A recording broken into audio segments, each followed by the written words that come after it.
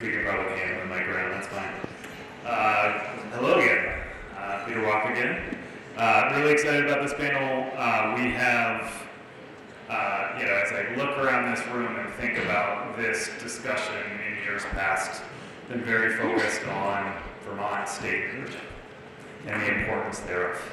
And it hasn't diminished any, but we now have a partner at the federal level in a way that we haven't seen ever.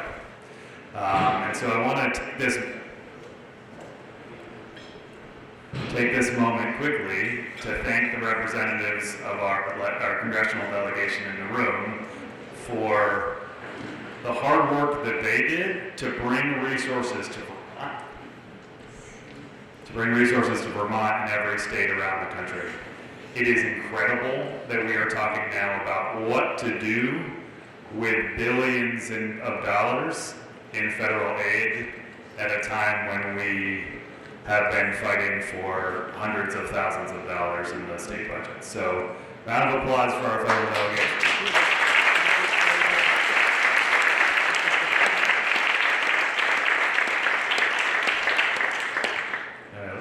Let's see if this works any better. All right, so thank you for that. Really appreciate you all being here. I want to quickly introduce our panelists. TJ Poor from the Public Service Department. Andrea Wright from the Agency of Transportation. And Megan O'Toole from the Agency of Natural Resources. Very excited to have them. They are going to do most of the talking and speak through what their agencies are doing, what resources are coming in, and we'll be able to get into that.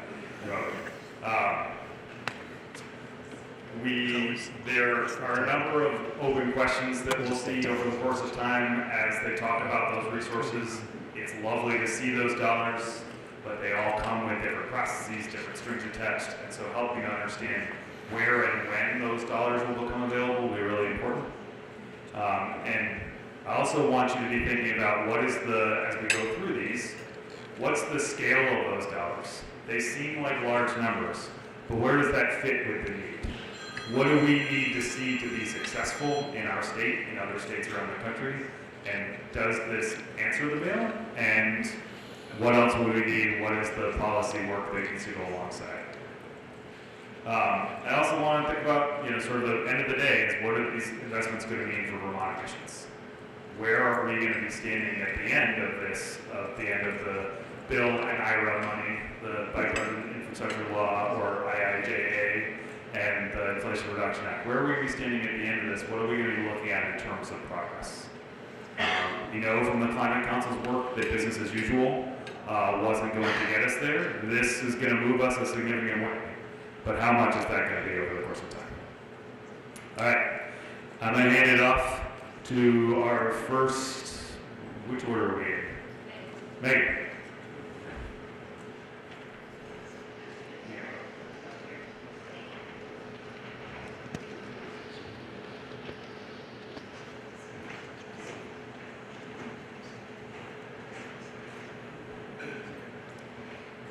Thanks very much. Good afternoon, everybody.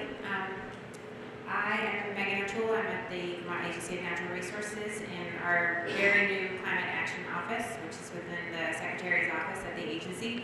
And I manage our climate change mitigation program for the agency.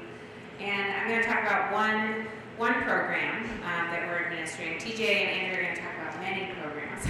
But we're focused really heavily on one specific program in the Climate Action Office right now, and that is the Climate Pollution Reduction Grant Program. That is a very strong component of the Inflation Reduction Act and very significant in terms of climate change mitigation, policy programs, and opportunities, but very specifically in the mitigation space. So I just want to talk really briefly about some of the benefits that we anticipate from the Inflation Reduction Act as a whole body of law. There are many, many different programs that law has caused to be implemented, from federal tax credits to grant programs to other incentives, mostly to benefit emission reductions in the electricity sector, but it really does span across all sectors of the economy in terms of its impact. So recent modeling by the Rhodium Group has shown that we're expecting between 439 and 660 million metric tons of CO2 equivalent reductions by 2030 as a result of the Inflation Reduction Act. It's meant to lower the cost, the upfront cost and the implementation of wind, solar, electric vehicles, building efficiency to all be more competitively priced with the fossil fuel technologies that we have in place today and are more familiar with. It expands the production capacity for manufacturing of cleaner technologies, and then it provides, and this is the opportunity that I'm going to focus on today, resources to states and local governments to develop their own unique climate plans apart from the federal government, and then compete for implementation funds to put those plans into action. All right, so as I mentioned, this is one of many funding opportunities in the Inflation Reduction Act. The entire fund consists of $5 billion that will go to eligible government entities, and that is states, local governments like municipalities or regional planning commissions here in Vermont, tribes and territories, and this is specifically to conduct two activities. One is to plan for climate mitigation, and the other is to implement climate mitigation in terms of specific emission reductions that we can see from those climate mitigation programs and policies. The Agency of Natural Resources is the lead implementer for the climate pollution reduction grants, and we were awarded just about a month ago $3 million to conduct the planning portion of the program. And the planning funds are specifically awarded to states to identify the shorter term mitigation priorities of the states, and we plan to submit that planning document to the EPA by the end of this year. And then the second phase is to develop a comprehensive mitigation plan, and that's due very conveniently in July of 2025. And I'm sure all of you are very familiar with the text of the Global Warming Solutions Act that says that our update to our climate action plan is due on July 1st of 2025. So our intention is to align this planning funding with the update to Vermont's climate action plan. And so essentially, the deliverable for the more comprehensive plans due to EPA will be hopefully synonymous with the update to the Vermont Climate Action Plan. So this is a great opportunity to have a lot of the work that we need to do to update that plan funded through this planning grant. And then after the planning comes the implementation, and this is a competitive fund. The planning fund was a formula-funded program, so that was pretty straightforward in terms of competing for that. We didn't really have to. But the implementation funds it's a much more fierce competition. EPA only plans to award between 30 and 100 implementation grants for all eligible entities, of which there are thousands.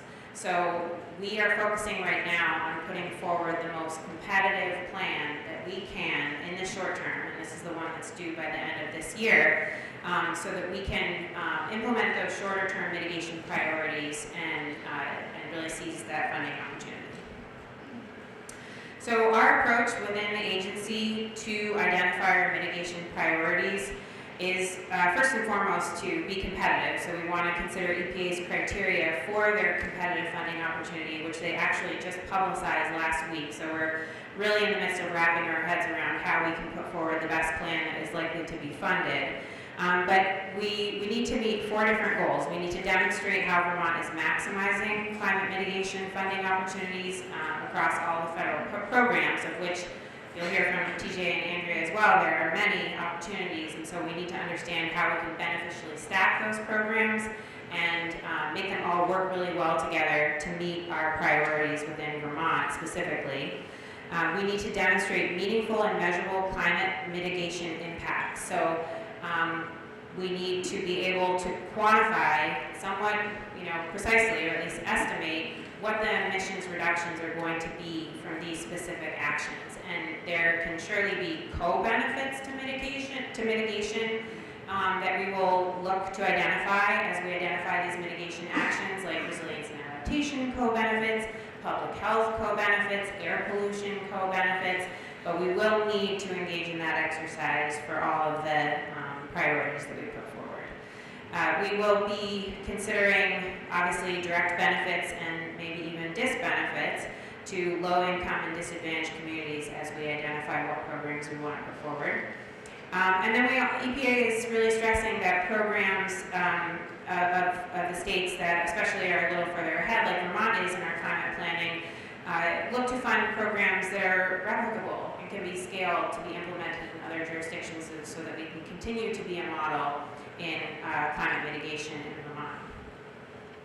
We're also looking to expand the scope and scale of impactful mitigation actions that are already underway in Vermont, and really drive the advancement and implementation of programs across all sectors of the economy, especially where there hasn't been a lot of resources dedicated to specific opportunities so that we can drive change in some of the smaller sectors other than thermal and transportation, for example, the agricultural sector or the industrial emissions sector. So I just want to mention really briefly some examples of the actions that we're considering putting forward as priorities in our plan. And I'll just say that this is really coming from the actions that were adopted in Vermont's Climate Action Plan in 2021. We're obviously starting from that document to identify actions that haven't had much movement since that plan was put into place.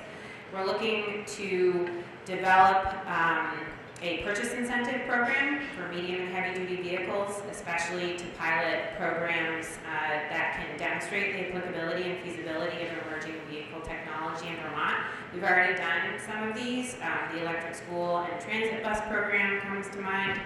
And we want to expand programs to help commercial and industrial entities mitigate emissions of hydrofluorocarbons or HFCs, which are very high global warming potential refrigerants.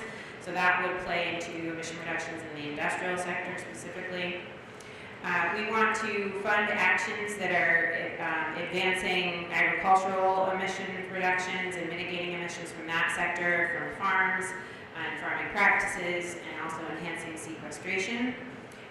We want to enhance current services that are offered to help low-income Vermonters navigate the very long list of thermal efficiency opportunities and programs so that those opportunities can be maximized in terms of impact and cost reduction. And we want to implement and expand some programming that our Department of Forest, Parks, and Recreation currently implements to support additional carbon sequestration. And then finally, in the waste sector, we'd like to prioritize the expansion of infrastructure and educational programs for community and backyard composting and support the solid waste management entities in reducing combustion emissions from their facilities and the vehicles that they use. So compared to other states in the country, Vermont is really far ahead in terms of climate planning. We are speaking daily with other states that are implementing this program that are literally not allowed to say the word climate in their office. And I'm sure you can guess which states I might be talking about. And so they're really, they have no support, they have no resources, they are really starting from square one, and that experience alone has made me really value and appreciate all the progress that we have made together in terms of the climate planning documents that we have in place. And I know there are many, but just notably, obviously, the initial climate action plan adopted at the end of 2021, and then the update to the comprehensive energy plan in 2022.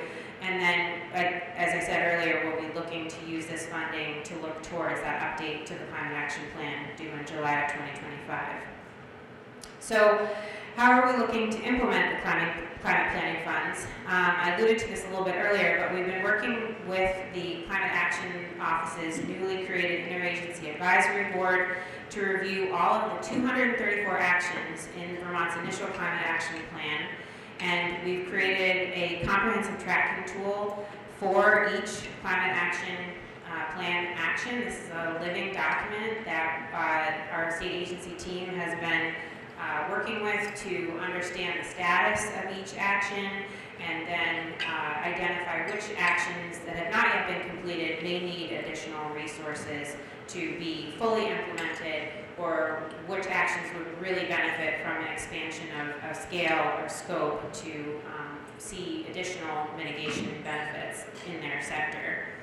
And of course, we have to, because of the mitigation focus of this grant program, prioritize actions that have that meaningful and measurable emissions benefit. In terms of next steps, we will continue to develop this priority plan and submit to EPA by the end of this year. We will be engaging in public review of the plan once it is ready for review. And of course, we'll be soliciting feedback, and we hope to do that this fall. And this is a plan that we must submit to EPA in order to be eligible to apply for the implementation funding. So it's really critical that we get this plan in on time and that it puts kind of our best foot forward in terms of seizing the mitigation implementation opportunity.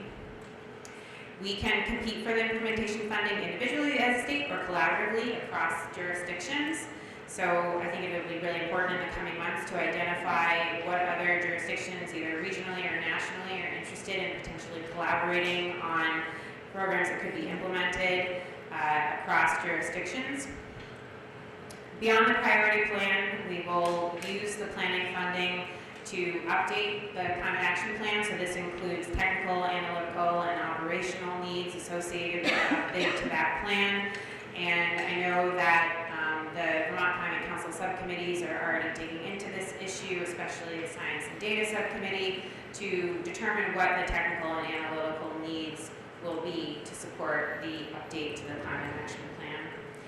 And notably, we are also using this funding to support regional planning commissions and municipalities in developing and implementing their own local climate and energy priorities. We plan to incorporate those priorities as they exist now into our plan to EPA so that local governments can point to those priorities in our plan and then work with us during the implementation phase to get funding for their own unique local climate mitigation needs.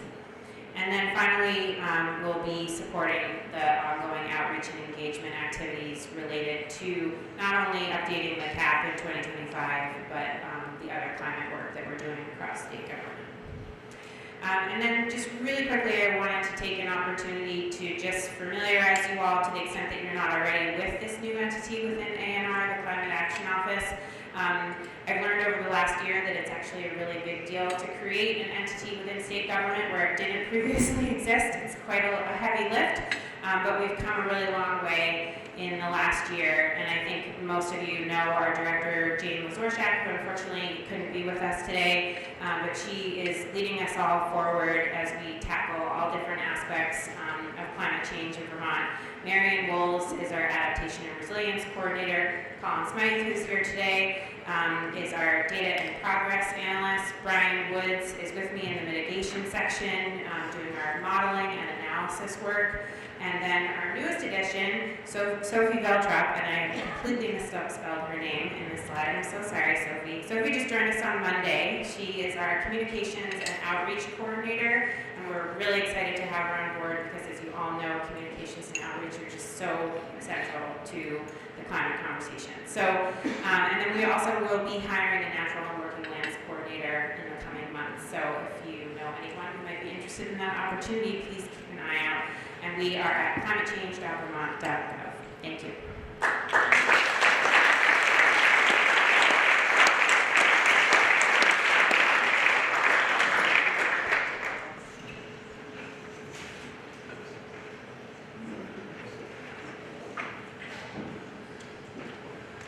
Okay, hi everybody. I'm TJ Fuller. I'm the Director of Planning at the Public Service Department. I am going to talk about the federal funds that are headed toward our office. And Peter mentioned that the numbers seem big. For us, they really are big. We have over $150 million that have been that we've sent to our office to oversee and to distribute out to other organizations. Just to give you context, our annual budget is normally about $15 million. On top of that, we're also applying for competitive grants going for several $100 million on top of that. I'll talk about that in a little bit, but just to give you a sense of the context of what's going on with this federal money. We have American Rescue Plan Act money, ARPA, the Building Infrastructure Law, and and then the Inflation Reduction Act, which you've heard a little bit about. I'm going to go through and kind of take a whirlwind tour through all the different programs. I won't get into the level of detail that Megan went into, but because there are a lot of them. But happy to answer questions afterwards. So before we do, it's like money is like falling from the sky, right? But we're also trying to catch it with two hands behind our back. And there's a lot of different. I want to set the context here because people are like, hey, the Inflation Reduction Act was passed. Hey, the building infrastructure was passed in late 2021. Where are those programs? Well, it takes time. Even the money that we are given through a formula grant, we need to apply for. We can only apply for that after guidance has been given by the relevant agency. For us, it's usually the Department of Energy. In one instance, it's the EPA. And so we wait for the guidance, then we apply, then we wait to get a response to our application that we know we're getting the money for, and then we have to actually access the money. So there's a big time lag here in when kind of you get the headline of big federal bill is passed. Excellent work to our delegation, as Peter said, and everybody who made that happen. But the answer isn't like the money's on the street tomorrow. Talk a little bit about that. There's also, in that guidance that we're talking about, there's a lot of federal restrictions on the use. And those are for good purpose, right? They want to direct the money to where they want to direct it to. But that makes it, that can make it challenging to design programs that meet it, and sometimes we run into barriers there and need to kind of reorganize ourselves. And then I just also want to note that the money isn't free. Most of the time there's a match required, so we can find a match from whoever we're granting the money to, or from state government itself. And another way that money isn't free is like the enormous amount of resources that all the agencies put into applying for funds and going after it. And oftentimes it's with existing staff that we're not allocated to have staff. We can't spend the money that we've been allocated, but we still have to do the application. And so we have existing staff adding to that workload. This is not a complaint at all. I just want to really set the context of, this takes time. And then eventually we can get the staff once we've been awarded the money or the application goes through, but it does take time. That graphic is about as clever as I get, so it's all downhill from here.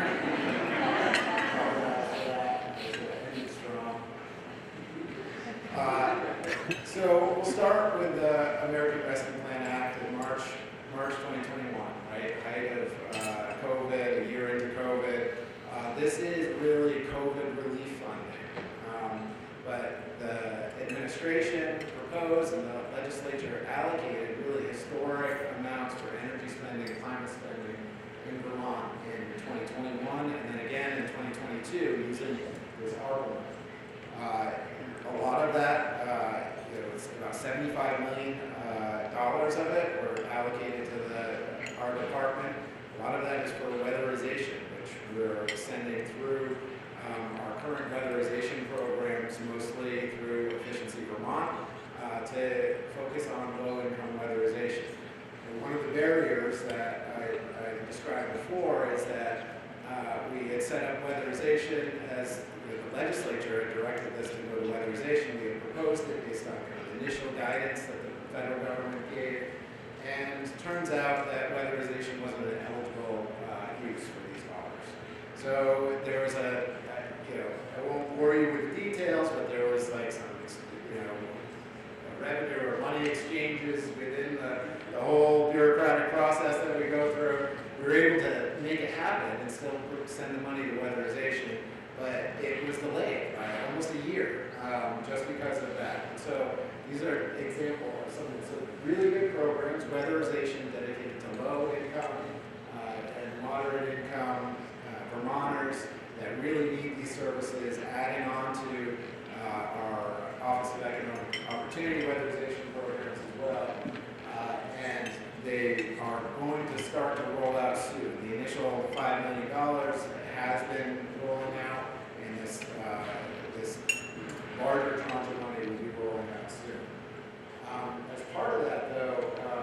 this year, we were, maybe because it's been 2 years, but we were able to be a little bit nimble this summer and propose in collaboration with our efficiency utilities that $10 million of this funding be reallocated for emergency relief for Vermonters who are low-income Vermonters who are impacted by the floods, and to support those Vermonters to, in replacing their heating systems that may have been damaged, or replacing them, right, and to make sure that we're efficient systems are going.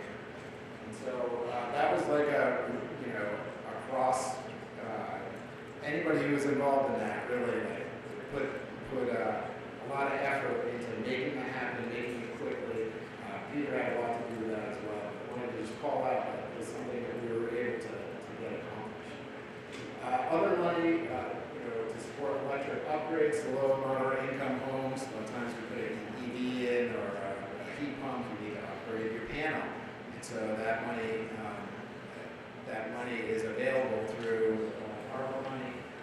Again, this is tied to the weatherization money. So again, there was a delay there, but that will be rolling out soon. And $5 million to install heat pump hot water heaters. That was an EAN network action team, thank you, David, initiative, I think. And so ultimately $5 million was proposed for that, and we moved it here with ARPA money. There's more ARPA money. There's the Energy Storage Access Program to help low-income Vermonters and municipal buildings install storage. $10 million to affordable community renewable energy programs.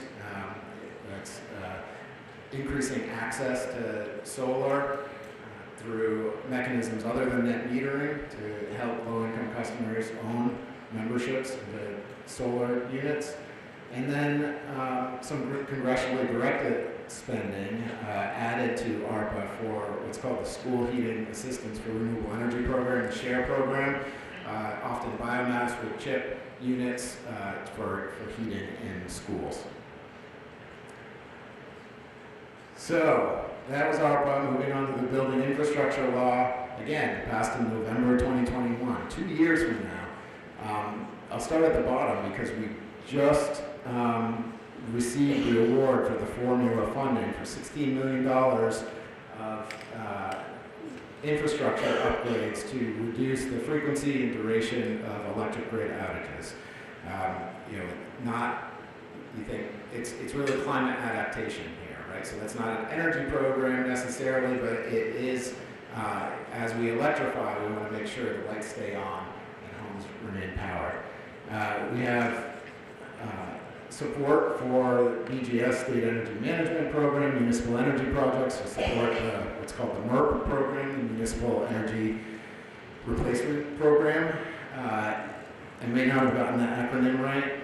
And then another $3 million in building infrastructure law funds for the State Energy Program, which our office runs. Some of that is for workforce training. Workforce came up earlier today. Innovation grants to regional planning commissions, energy committees, small utilities. We really want to help those who need the help the most to move forward. And we're using some of that money to support equity and engagement work. We're really trying to up our game on public engagement. So those were all kind of formula funding. The building infrastructure law also has competitive solicitations, and these are the ones that we have responded to or are going to respond to. First, there's the Grid Resilience and Innovation Partnerships Program. That's the GRIP program. We submitted an application in February for $100 million for energy storage systems across residential, utility, and transmission scale storage applications. That will support dozens and dozens of megawatts of storage opportunity to help. I think EAN this morning put up that representative chart of kind of moving the load shape of when we electrify. This can help support that. Another $100 million, and $100 million is the low end of the scale. This one's a little flexible in the amount of funding, but to support the New England Clean Power Link. That's an already permitted transmission line from Quebec to Ludlow, basically. The one, if you recall, goes under the Lake Champlain and across underground to Ludlow. $100 million to support actual development of that line. More clean energy delivered into New England. And then there's potential further opportunities for resilience and innovation grants. The opportunities we applied to last year was kind of the first round. There are multiple more rounds coming, and we're working on other projects to keep getting money to Vermont. Finally, the Inflation Reduction Act that was just passed last year, so we have really years till that money starts flowing. Directly to the Department of Public Service is almost $60 million for more weatherization through the homes program, and then for more point-of-sale rebates for appliances, high-efficiency electric home rebates. There's another $100 million for contractor training. I think you'll see through a theme through all of these that we're trying to build in, and I think the federal government tried to build in support, because workforce is not only an issue in Vermont, it's an issue across the country. And support to develop workforce through apprenticeships, through support for businesses to get people to move here and to get people to enter the industry. And then we are applying, October 12th is the deadline for the Greenhouse Gas Reduction Fund. There's a Solar for All program that Senator Sanders was instrumental in making happen.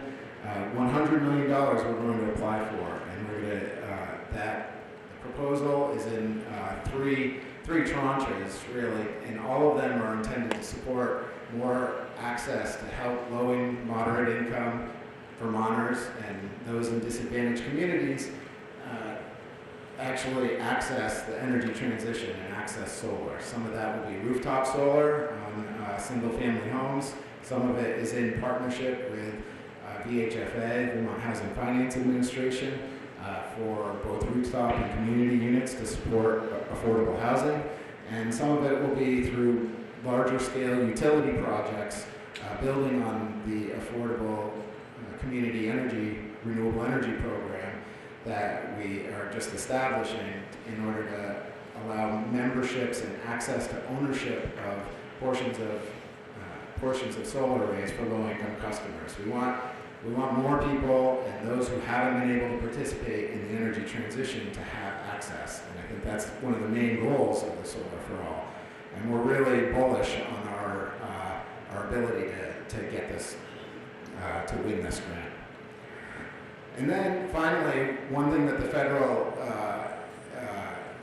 laws all pass, or the Inflation Reduction Act in particular, there's tax credits available now. I think you all have heard about these probably, but really important to kind of moving the needle here. It's tax credits not only for heat pumps or vehicles or appliances that you may install in your home, but also tax credits for solar projects or energy generation projects and storage projects, which really reduce the cost, make it closer to an economic proposition, if not an economic proposition, for utilities to actually enter into contracts and move these projects forward.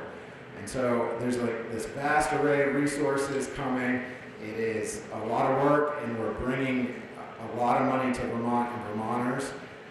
It takes time, and we're starting, ARPA is rolling out now, and as we move forward, these projects will continue to roll out, and we'll really see these laws help to, and the money that is coming to Vermont, start to bend the curve on kind of our energy consumption and our emissions.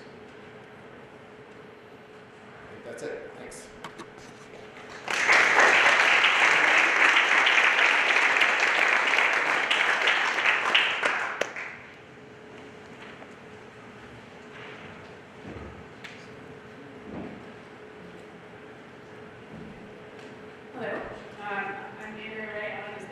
EAN for having the Agency of Transportation here this afternoon to join this great day, and all these people and great minds in the room, and to participate specifically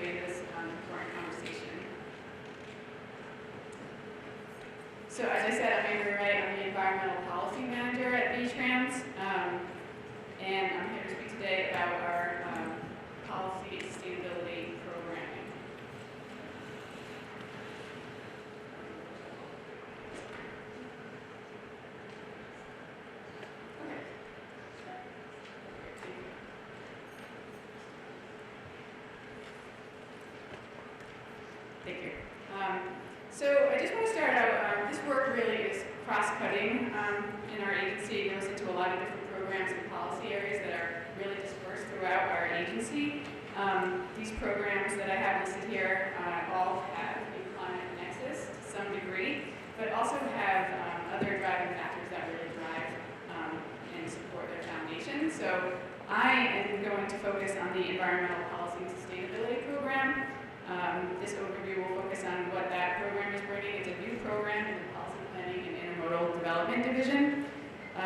We are focusing on all cross-cutting aspects of transportation and environment, but with a great focus on both climate mitigation and climate adaptation as the state looks to meet the requirements of the Global Warming Solutions Act, of course, and the related Climate Action Plan, the Comprehensive Energy Plan, and as we look to also implement the funding related to the Infrastructure Investment and Jobs Act. We've got the Carbon Reduction Program, the National Electric Vehicle Infrastructure Program, and the Resilience Protect programs that we're working under. And so the slides that I have really are going to focus on those. I do, before we go on, just want to kind of reiterate what TJ was talking about and some of the challenges related to this funding. He mentioned the IIJ was announced in November of 2021.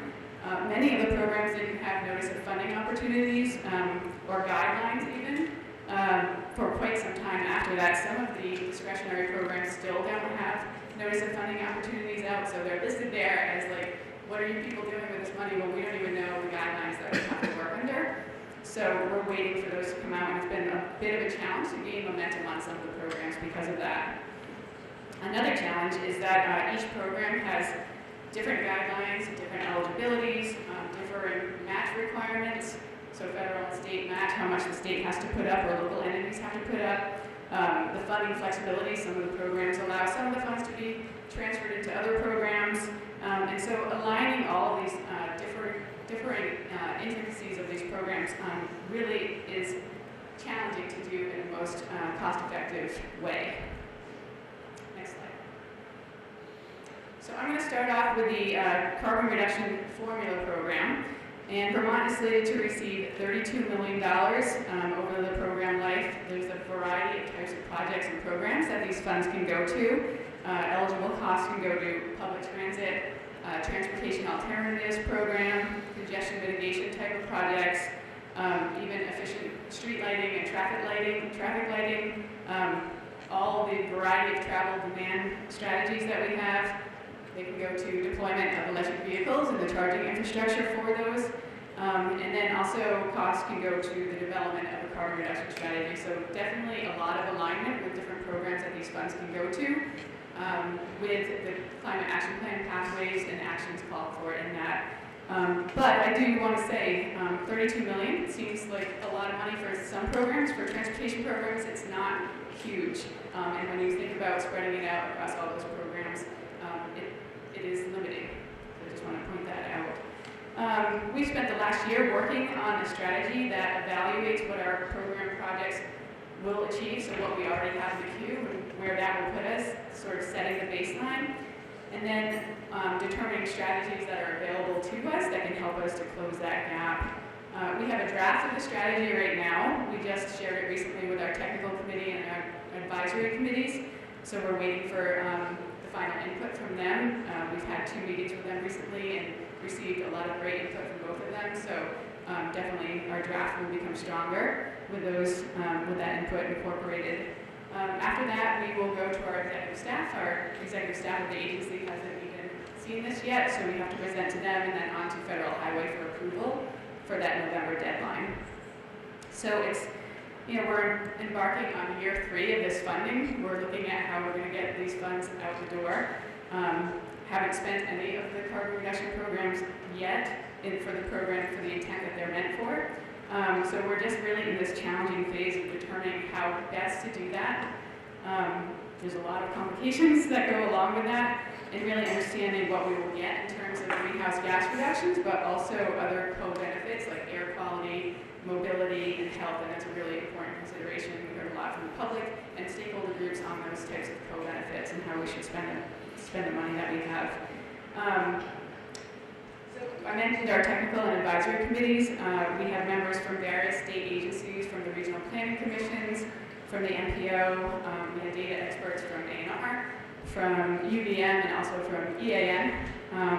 We held 2 rounds of 6 different stakeholder groups and public meetings, and we had a public survey. Representative Stebbins mentioned completing the survey. We had over 700 participants in that survey, which we were really pleased to see that. So we're working with stakeholders in the public on that. Okay, we can go to the next one. So our incentive programs, many of you I'm sure are familiar with our incentive programs. They've been around for a few years. All of our programs are income-based with greater incentives available to those with lower incomes. And here I just list them out. These are the programs that we have, the dollar amounts that have been authorized to date, and the money that is remaining in each of the programs.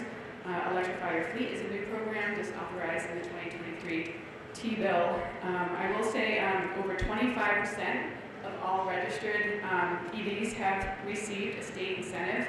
And if you look at the numbers since we started the incentive program, it's roughly 40% that have been incentivized. And we're always looking to improve this. We have a lot of surveys that go out for these incentive programs. We have an optimization report that our consultant did, our administrator for the programs did, and always looking to help increase the effectiveness of the programs and really deepen the benefits for those lower income Vermonters. So in the 2023 session, we increased the amount of incentives under some of the programs. We increased the caps price for the vehicles so that there was more vehicles available through the programs, and we increased the income eligibilities. There are several funding programs related to electric vehicle charging infrastructure. We have the NEVI formula program, Vermont receiving $21 million under that. We are required to submit a plan each year in order to access that funding. So every year we can't get those funds until we have an approved plan in place. So we've submitted 2 plans now. That program really is to create a network within each state and then also across the country so that there's fast charging and people can rely on that. We have the Charging and Fueling Infrastructure Discretionary Grant Program. The agency has submitted applications for both community and corridor grants for that. The corridor applications are really to supplement what we're doing under the NEVI program along the corridors, and then also looking at high traffic locations to bring more charging into places where there's more people, and looking at rural locations as well, because we know that those subsidies are really required where they're just not as likely to be going in the first place. For the community charging grant, V-Trans worked with A&R Fish and Wildlife, Forest Parks and Recreation, and the National Park Service to bring level 2 charging to state parks and national parks throughout the state. And we are now awaiting the award of that announcement, probably somewhere around the end of the year. The third program was just announced last week, and that really is to repair and replace inoperable stations that are around. I think the reports that we have a couple of dozen throughout Vermont that aren't working, and this provides an opportunity to have station owners submit letters of interest to us, and we will put an application in on their behalf to get those repaired. It does come with reporting requirements, so we're interested to see how many people are interested in entering into that. They also have to come up with a local match for that. So we have not gotten any of this funding out the door yet, but that doesn't mean we're not getting stations out. We still are working with our Volkswagen Sentiment funds and state funds to get charging out from partnership with DHCD. And we just recently were approved, our contracting method for getting projects out under the NEVI program was just approved by Federal Highway in the last couple of weeks. And so we anticipate having a request for qualifications and a request for proposals going out by the end of the year. And we work really closely with ACCD on all of our charging infrastructure. We have an interagency work group, so it's ACCD, A&R, Public Service Department, and PGS on that. Next slide. So this is our map, our build-out plan, if you will. For the NEVI sites, the year 1 plan called for 15 sites along highway corridors. Year 2 plan calls for 9 charge hubs, so these will serve electric freight travel and or provide greater redundancy for the passenger vehicles with 8 ports, so essentially doubling the infrastructure in those areas. For the CFI sites, the corridor charging, we've got 14 additional locations along designated corridors, along with the 32 level 2 chargers at the state parks and national parks. So, within the next few years, Vermont should look very different in terms of how easy it is to charge. Next slide. So that's our climate mitigation. Moving into climate adaptation, there's quite a lot that the agency is doing to meet this federal highway definition of resilience. We have emergency response and recovery, so our continuity of operations plan and our incident command systems that are activated during events. We do trainings for those when we have some downtime. We have design and engineering standards that we work closely with A&R on, especially after, well, really since 2000, but especially after Irene, to update our standards for structure width, and so that they cross and pass more debris during events, which is really often the cause of major flooding issues during events, is that the debris gets stuck on the bridge and then goes around it and causes issues. Planning and programming, we have resilience addressed in our long-range transportation plan. We have our asset management plan that also addresses resilience, and it's incorporated into our project selection and prioritization systems. And then we just have our, infrastructure investments. We've got our traditional funding for all of our structure and bridge replacements and slope stability type of projects. And then we have new funding also through IIJA and FEMA grants that we have that we're implementing. And so we work closely, obviously, with Vermont Emergency Management on a lot of this during our response, but also with A&R Climate Action Office in several ways to just ensure that we're really coordinating our efforts on resilience as it relates to grant reviews for other applicants. We participate in a grant committee, working on the state hazard mitigation plan together, and then addressing the climate action plan resilience actions as well. Next slide. Let's see. Okay. So the PROTECT program, it's a resilience program, and it was made to help make surface transportation more resilient to natural hazards. Through the support of both planning activities and resilience improvements, Vermont is programmed to receive over $37 million in this program. 2% of that is required to go to planning rather than implementation. The related guidance provides for state agencies to develop a resilience improvement plan. It's not mandatory, but if we do complete a plan and it's approved, then we get an increased federal match on the projects that we put the funds to. So we have decided to move forward with a resilience improvement plan. We are just finishing that up. The plan uses a weighted methodology looking at high-risk sites as identified in our transportation resilience planning tool. It uses our documentation from repeat damages from past storm events. It accounts for transit routes so that people can move. Even if there is an event, we're looking to make sure that those transit routes are very resilient. It looks at vulnerable populations. It looks at making sure goods can get to where they need to, making sure those routes are resilient, and it coordinates with other state planning efforts, all to come up with a prioritized list of locations throughout the state and where we should put these funds. And we partnered with the state climatologists on this, with Vermont Emergency Management, with the A&R Climate Action Office, and their Watershed Management Division, with the Department of Public Health, and with BGS to develop that plan. Next slide. And then, in addition to our traditional and recent infrastructure investments, we have a few FEMA grant projects that we're working on to really address specific highly vulnerable sites. We have a pre-disaster mitigation grant for the design, construction, and flood resilience improvements at several sites along the Whetstone Brook and along Route 9 and the Marlboro-Brattleboro corridor. We have a BRIC grant for a scoping study of a rail trestle bridge in Barrie. And we have a pending grant from the Hazard Mitigation Program to stabilize a portion of Route 117 and also to enhance the floodplain along the Millbrook at its confluence with the Winooski River in Jericho. And we're partnering with the Vermont Land Trust on that project.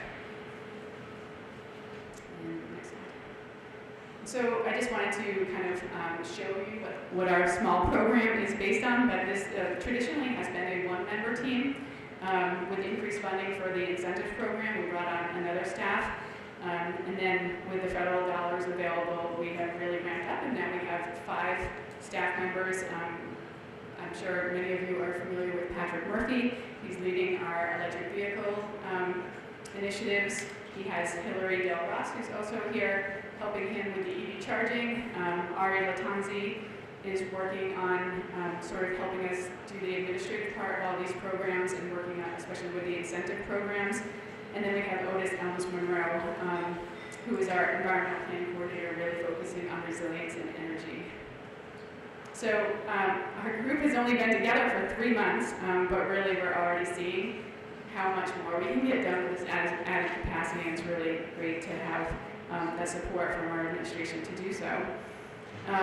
We also understand the need for VTrans to bring all of its climate action and investments together and to be transparent about that. I think we're doing a lot that people don't know about. So we're working to build upon some existing dashboards. We have some dashboards, maybe you don't even know about them, and to tie them together more and specifically to show what we're doing on our climate performance. So that's in the works as well. And that's all I have.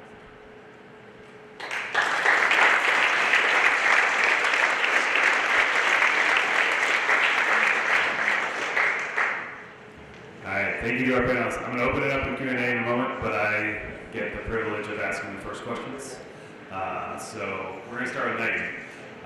So some of the federal dollars, or sort of our traditional challenges with some of our traditional funding is we sort of try to elbow our way to make the priorities of existing dollars expand further.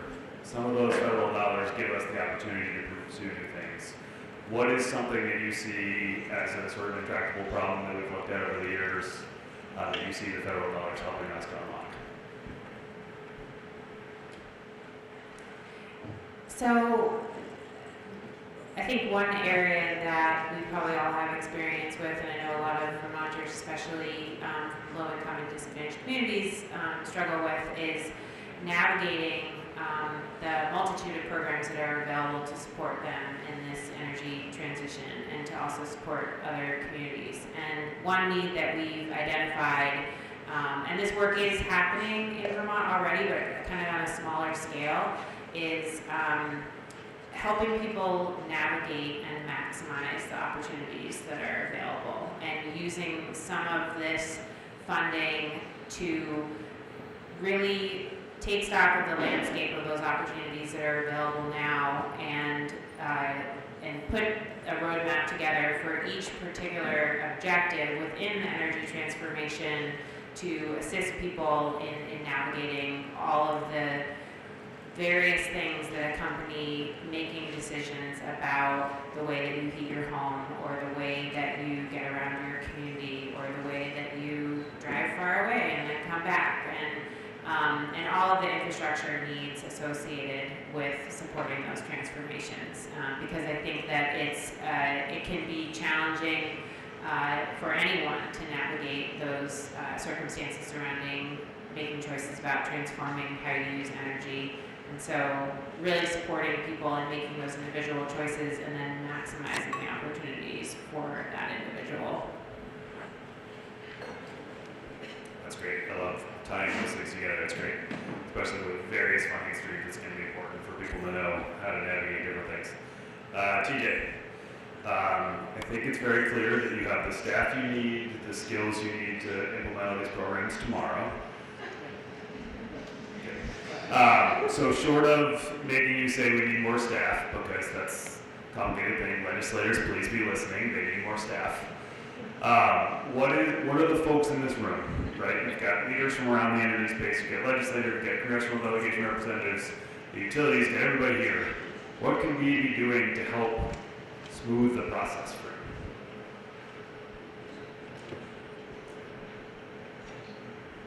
That's a good one.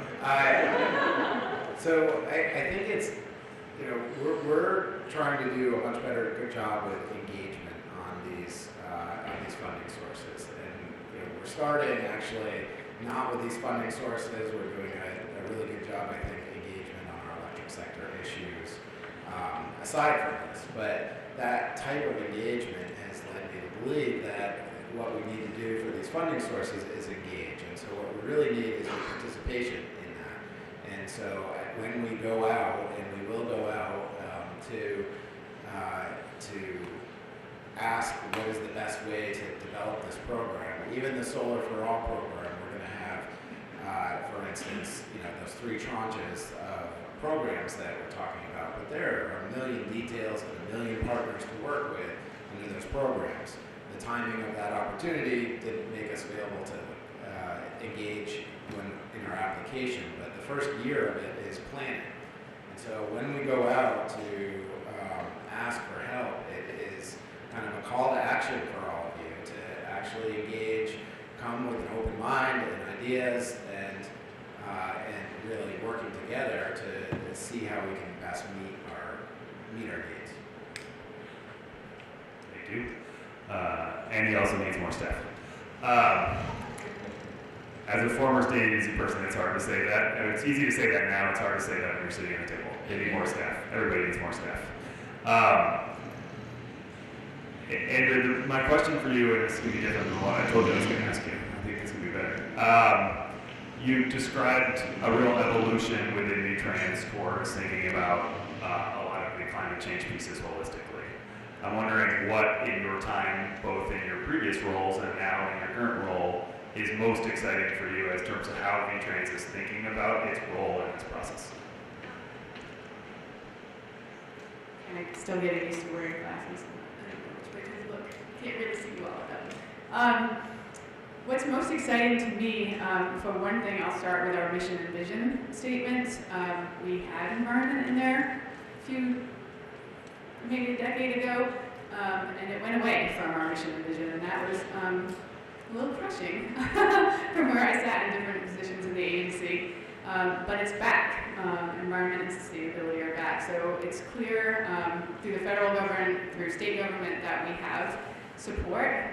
We have certainly support from the director level where I sit, obviously with the creation of a whole new program and staffing that program, not just keeping it as a staff of one.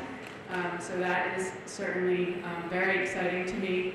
And then I feel like it's a changing time. I will say also we have a bike ped coordinator position, probably not the right title, but John Kaplan, who many of you probably know, he just retired a few months ago, and we are creating 2 new positions for that role. So we'll have sort of a policy and planning focus, and also more integration into design, which I think is something we hear a lot about with our complete streets and our multimodal highway design guide, how we can make sure that our roads are serving all people for all modes.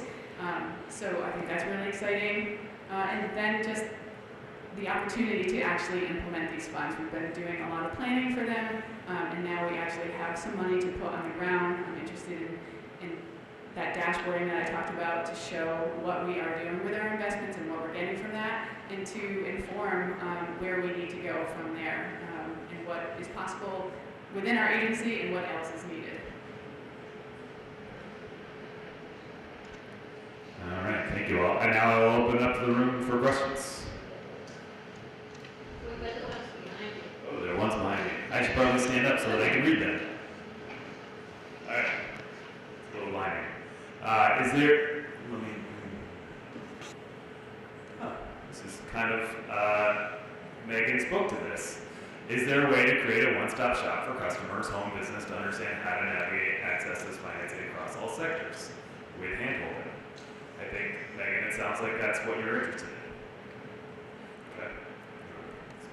Yeah, and there are certainly programs that exist on, I think, a more limited scale to provide those services, but I think it's limited to certain groups, and I think that a expansion of those services that target specific sectors of business or, individuals that have certain goals in terms of, participating in the energy transformation, whether you're, a fleet operator or, a large business owner, just being able to go to a central place to navigate all of the various funding opportunities that you could avail yourself of and how to best kind of stack them, or understand what the match requirements are and how that's going to impact your decision making.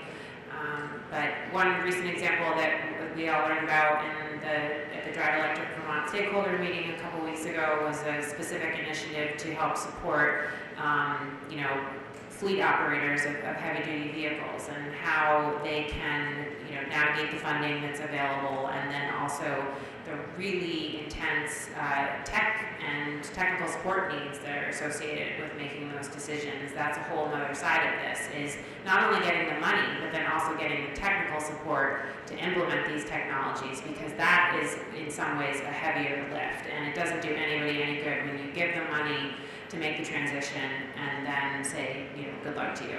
So that's another component as well. All right. TJ, we'll start with you on this one. Should more money be allocated to contractor training, considering the importance of proper heat pump installation? I think we could apply that to just about any technical service delivery. Yeah, you absolutely could. Weatherization is the same thing in any of those technical services. And I think there is a lot of money going to contractor training. The Office of Economic Opportunity through the Department of Energy is developing a training center, basically a contractor training center. That's not the title of it, I apologize. But to do just that, because it is critically important to have the job well done, or else it's almost not worth doing in the first place. Efficiency Vermont, through some of the ARPA funding, also is devoting funds to workforce apprenticeships. And so I don't know if it's necessarily more money. We have a number of programs. The Department of Labor also has programs, and it's maybe coordinating that funding and really making sure those programs are working together. Quality control on the back end is also important. So kind of having the ability to go in afterwards and just check on how things are doing, and check on those contractors who are receiving this vast amount of resources, right, public resources, dollars, and not to punish them or anything like that, but it's really to help us improve the quality of the work. Great, thanks. This is a question for everybody, but I think we know who needs to answer this. Does your team have the people capacity to get all these funds out the door? I see growing teams at A&R and a growing team at V-Trans. Well, I didn't list our staff. Our team is growing. I thought after you asked me that other question on what folks could do, we do have open positions at the department, and they're focused on implementing the clean heat standard, and their grants managers positions, and there are other positions related to all of this funding. And so another thing you all can do is apply for those positions, right? But so yeah, we need the resources to do the work. Some of those will come once the federal money is in the door, and then we do have some money to kind of offer more positions. But it's really, in the meantime, it's contractor support, to help us with some of the things that we can't do in-house, and it is filling the ones that we have. I'll just add quickly to that. We have a new program and new staff, but you could ask Hillary over there if she's bored at all. None of us are bored. There's so much work to do, and there's so many things that we want to do for Vermonters and get this money out the door. So you could always use more staff. There's always more that state government could be doing for the public. Great, thank you. This question is about a sort of point of replacement. Most folks on the ground address HVAC issues at the point of failure. Do you have any thinking about how we can change those programs to meet that sort of immediate demand? And we have a bit of an example of it right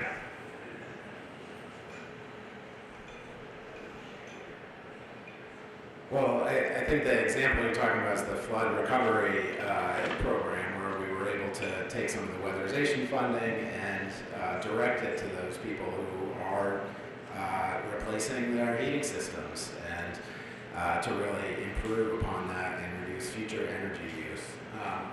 I do think this question may be going to how do we refocus on getting people to retrofit, and I think we also have a lot of programs dedicated to that too.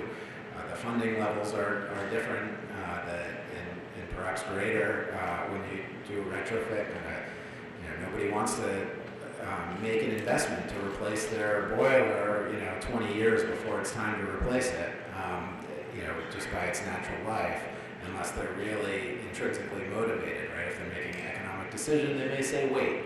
And so it's really designing the incentives and getting the right information out there in order to help people understand what the economic impact of that choice is. Once they make the choice, next year it is, hey, it's cash flow positive. And some of that may be some of the things that Secretary Pichak was talking about earlier in financial mechanisms. That may not be his title. Terrible title. Treasurer. Thank you. But to really help with financing, and so to really make those programs cash flow positive, and to make sure people can make those investments and benefit right away.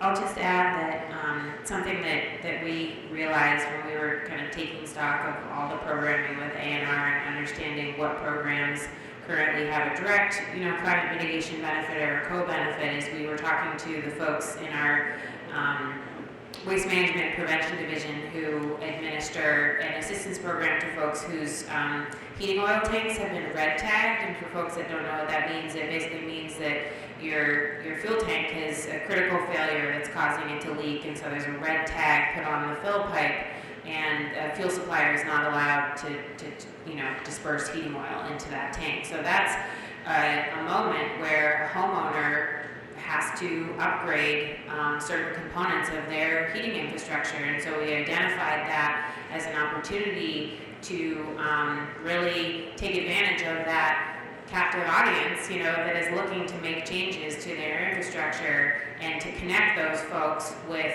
not just the contractors and the support that they need to change their fuel tank, but also make more, broadly applicable choices to how they heat their home, or do a whole system change, and how do we get them the technical expertise and the resources to make that change in that moment when they really have that need. So that's just one example of the connections that we're trying to make to find the audience that really could benefit from these programs. I'll just add one more thing to that. Maybe it's not even directly answering the question, as I sort of forgot what the question is, but I think this speaks to the importance of the state being able to partner with different organizations to get the word out to people, so that they do understand the economic benefit of their choices. I think right now people don't believe that buying an EV or going to a heat pump is something that they can do. I think there was a great example in the EAN report about, a car, you could stack incentives and end up with a vehicle for $2,000. So I don't think people know about that enough, and so I think it's really, the state can do what it can through a press release, but to really reach the right people, partnering with, Capstone, Drive Electric Vermont, getting the word out, and just banging the drum over and over about how people can really benefit from the programs and the money that we have coming in. TJ, this might be a quick one for you. Is there a community benefit agreement in place for the Northeast New England Clean Power Link?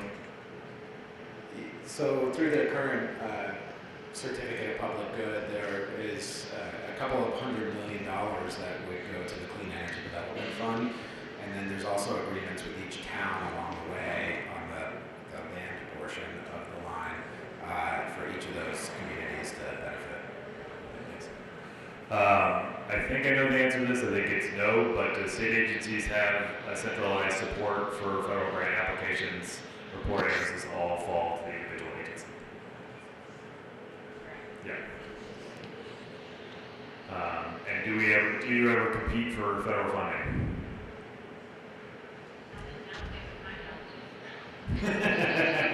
Perfect.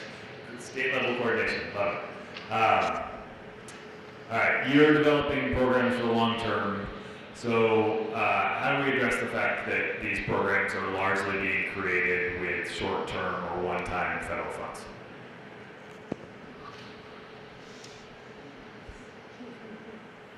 Yeah, it's a balancing act, right? Because we do want to get the money out as quickly as we can to help as many people as we can and have that benefit be as big as possible. Where we can, the department at least is trying to develop programs that can be sustainable. So I'll use the Solar for All application again. A good tranche of that money is looking to support. That's why it's not all going to single family solar, is that when we have a larger project, we can actually support that investment and get funds back coming in to make it a more sustainable funding source. Use that money again over and over to kind of make that money from $100 million, maybe it turns into $150 million when it's used again. I think the weatherization repayment assistance program through VHFA and some of our Vermont utilities is another example of that, trying to make investments cash flow positive, but there is a payment that comes back through after an investment in weatherization. The payment comes back in to kind of reuse that money again for future investments. And so not all the dollars are going in that direction because it is a balance, and some of the dollars are restricted and you must use it here. The ARPA money has to be spent by 2026 and had restrictions that we couldn't have a long-term payment stream coming back. It couldn't be a loan. And so it's a little bit of both. Chair Coffey spoke to this earlier. Codifying the incentive programs in statute is one way to ensure that they will continue. We are looking like with the current funding that we have, that will on the programs that based on the way they're designed now for our incentive programs, that we will run out of money in 2027. I guess it'd be a good problem if we run out before that, because that means we got more money out the door. And then our optimization report that was done through the consultant that administers those programs estimates needing $15.3 million more to be authorized to continue the program. So those are just some of the numbers that we're looking at. Okay. I think this is going to be our last question, and I'm going to, and then maybe we'll open it up for any final thoughts from our panelists. The question is, could we consider regulations for the use of any of these funds to require that no new fossil equipment be purchased with them, including flood replacements?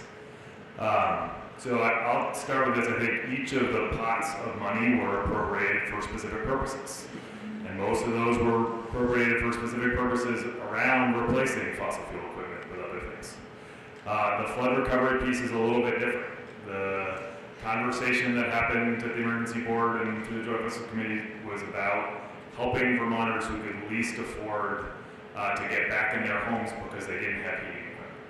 And many people, by the time the changes were made, had already made purchases. And so the question was, are we trying to make people whole and to allow them to be able to heat their homes, or are we trying to help solely drive the transition? A lot of the program development started with the idea of how do we help people transition, right? This is the moment when you don't have heating systems in your home. What folks have run into is either they have made decisions because they're dealing with a lot, or they are talking to their homeowners insurance who is saying that you can't simply replace your central heating system with a series of heat pumps.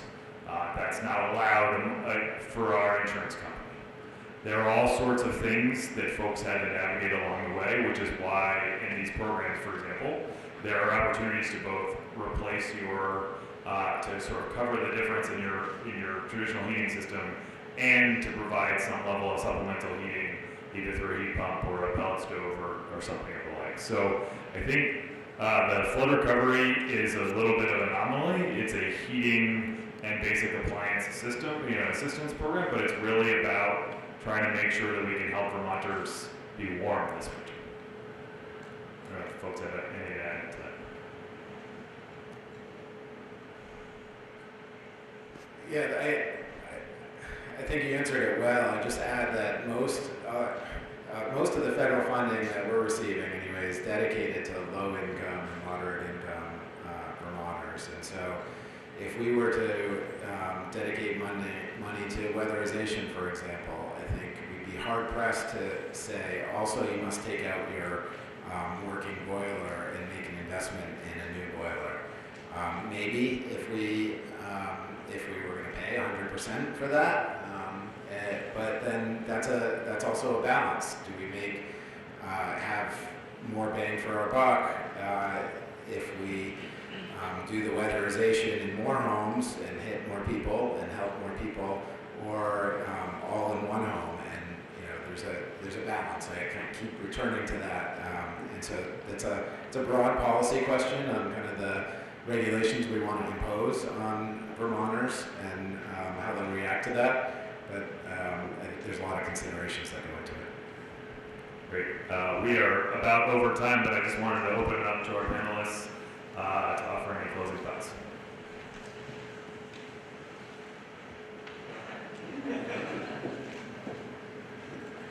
I guess just really briefly in response to the last question, I think the broader question is critical. How do we move the needle on climate change? Is it via incentives to encourage people to make these choices on their own, or is it more of a regulatory approach? And what is the appropriate point of regulation? Is it the individual? Is it a fuel supplier? Is it a major fossil fuel company? Where is it more appropriate, and where is it more effective and efficient for that point of regulation to lie? And I think that's a question that we as regulators and policy designers wrestle with quite frequently. But a lot of things that we're talking about today are very incentive-based, looking for people to make those choices voluntarily with the different levels of support. So I think that's really the focus of these opportunities. Can I have a warm round of applause for our panelists, please?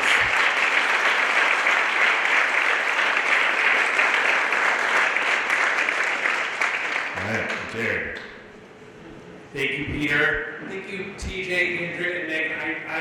I feel really lucky as a member of the Vermont Climate Council. I get to work frequently with many of our state staff. And TJ, Megan, and Andrea are some of the most thoughtful, dedicated public servants in the state.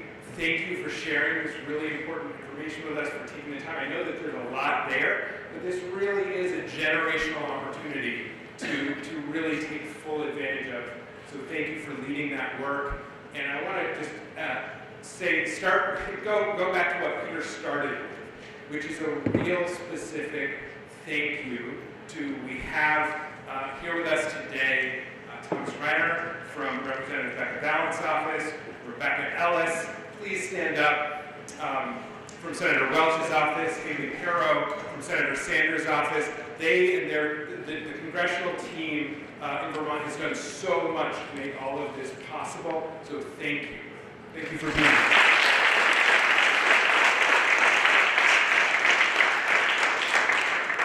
So right now we are about to go into a break. Before we break, I just want to get a sense of what to expect. Afterwards, we are going to come back. I think we have, 10? We're going to come back at 3:30. We're going to hear some updates from the really important and exciting work of our network action teams. I'm going to close with some remarks and address to the network, as those of you who've been here before know I like to do it. And then we are going to have time for a reception and just more conversation, really great food. Hope you can stick around. There's going to be good food. We'll have fire pits. It'll be a really fun way to end the day together. So lots more to look forward to, but for right now, please stand up, stretch, and enjoy a break until 3:30.